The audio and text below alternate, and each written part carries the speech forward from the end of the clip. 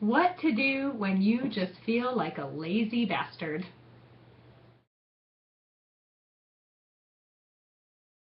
Hi, this is Jennifer Nassy, Body and Soul Clarity Coach and your Inner Wise Woman Mentor.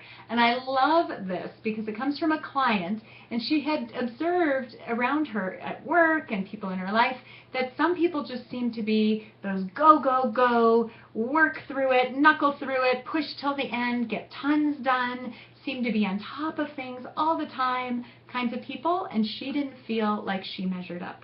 And what she said was, I have moments when I am laser focused, but then there are these other times where I just feel super, super lazy. What's wrong with me? Why can't I be like them? And how do I fix it? Well, first of all, when haven't we all felt like that at some point, right? Where it seems like everyone else has their stuff together, and yet I don't. I'm a mess, and I'm all over the place. So I think this is very helpful for all of us to discuss. But also, what if we could reframe it a bit? Because what if it isn't really about you? What if it's that they're built a little differently?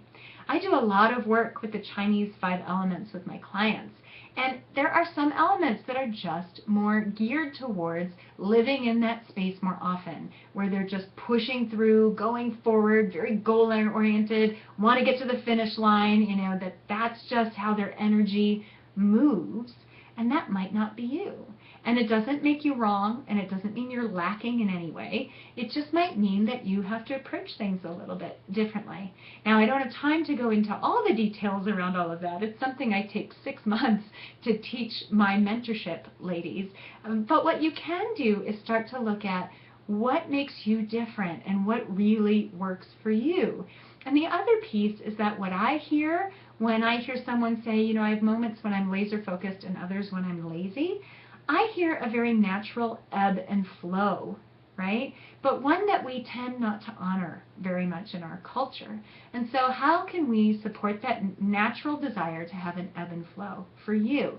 When I work with women, that's one of the reasons we focus so much on hormones and menstrual cycles and lunar flow and the Chinese 5 elements, energy, all of those things, because we get pulled and tugged in these ways that when we're not paying attention, we don't even realize it. And then we become a salmon trying to go upstream, right?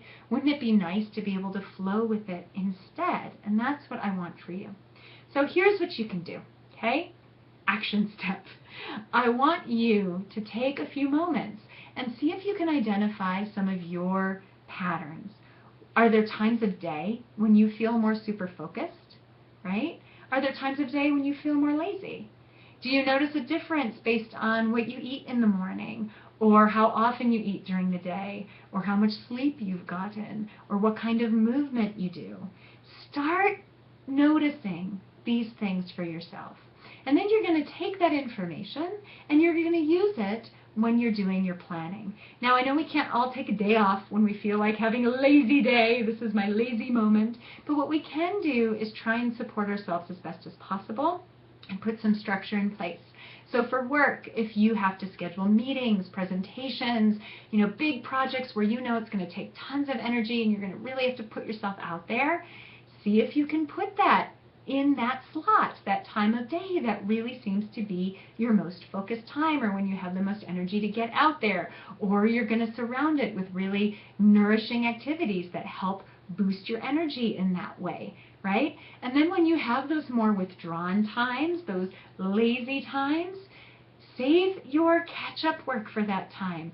Files, cleaning out emails, whatever it is, that quieter work that you can do then. And also think about building in little nourishing activities for yourself during that time. Going for a walk around the block, just going outside and getting some fresh air, doing some breathing, nice deep breathing exercises or some stretches, whatever it is. Because if you can listen to your body and your emotions in that way, what happens is, first of all, you will be 10 times more productive during your productive times, but you'll find that your lazy times will actually start to be less and less because you're actually meeting your needs. instead of winding up double mad at ourselves, which happens so often because we try and force all this stuff into our time when we feel more naturally, just a little slower, right? And then it comes to the end of that time and we are double angry because not only did we not accomplish what we said we did, but darn it, if we were going to waste all that time, we could have at least been doing something fun, right? I don't know how many times I've caught myself in that place, yeah? So if you can pause, you can nourish yourself, rejuvenate a little bit, focus on tasks that don't make you go outward so much, you will recuperate that much faster, you will rejuvenate that much faster, and you will fill up and you will have that energy to get back out there. So I hope you found this helpful. Please leave your thoughts in the comments. I love hearing from you. How do you see this happening for you? What do you think might be helpful, right? Let's share. Let's build this community. And then also, if you have a strong desire to figure out your ebb and flow, how things really want to look for you, rituals that you can create in your life, and structure that's going to be really nourishing and supportive and set you up for an amazing 2015, not to mention starting to learn how to work with energy and all these different tools amongst a sisterhood of amazing women, please, please, please consider coming to the Inner Wise Woman Retreat. It's going to be a transformational experience. It's coming up November 1st, and you can find out more about it at jennifernassie.com/retreat. It would be an absolute honor and a pleasure to have you there. Until next time, take care.